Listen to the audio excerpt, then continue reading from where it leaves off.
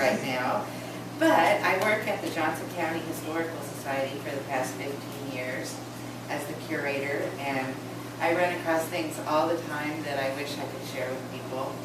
And one of the things, there is a little booklet that we have 2 copies of it, and it was written by a man named Mel Moody.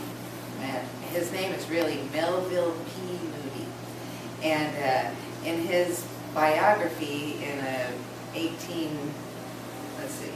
1918 history of Johnson County, it says that Mel Moody was born in Warrensburg in 1854. So before the Civil War, he was born here, and his family was from Kentucky, and he was the circuit clerk of Johnson County in 1915, and he worked at the Star and the Journal-Democrat, which later merged. So here's the first poem out of his little book called Old Warrensburg and Other Poems. Greeting.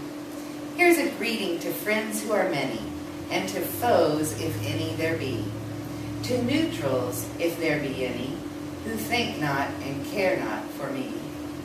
Here's a good fellow wish for your keeping, and a handshake as warm and as free as the balmy winds constantly sweeping in from a tropical sea.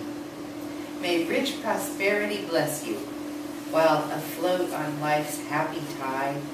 May love and good fortune caress you, and disaster keep far from your side.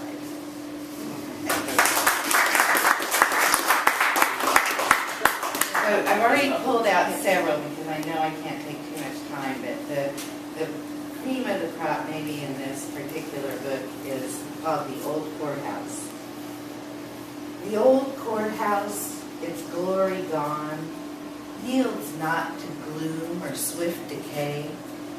Courageously, it still holds on and renders service every day. Content it stands upon its hill, by court deserted, yet not by man. Beneath its roof it shelters still the home where order first began. Once in its walls was heard the tongue of eloquent, impassioned plea.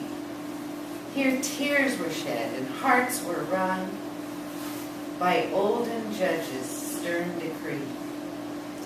Strange that of these wondrous pleas and decisions of judicial sense, all have perished with their fees, save the story of a dog's defense. And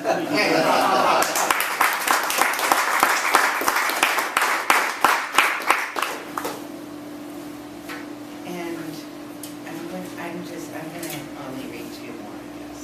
So hard. But this one, I might bring back sometime if Linda will help me and we'll learn the Marseillaise.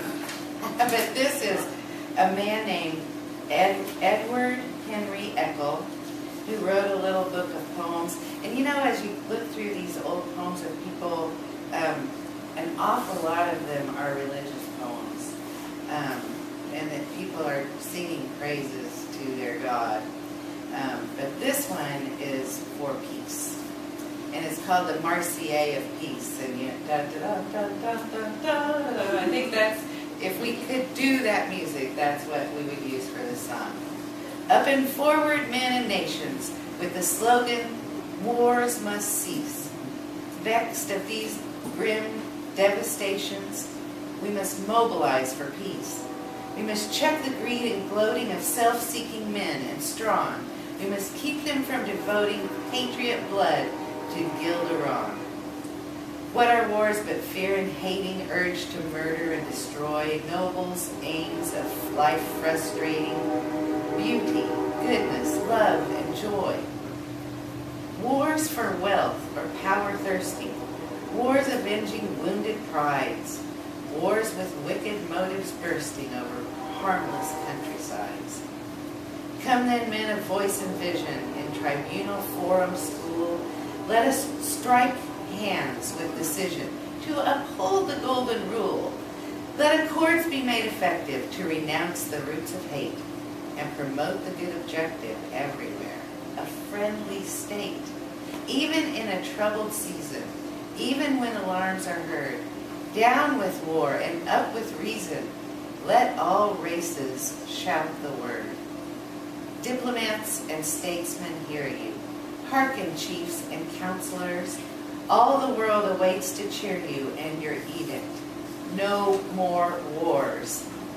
God eternal, all creator, King of kings and Lord of lords, bear thine arm, emancipator, break the threat of lifted swords, scatter and disrupt these forces that conspire against war's surcease. Unify the world's resources to support the Prince of Peace.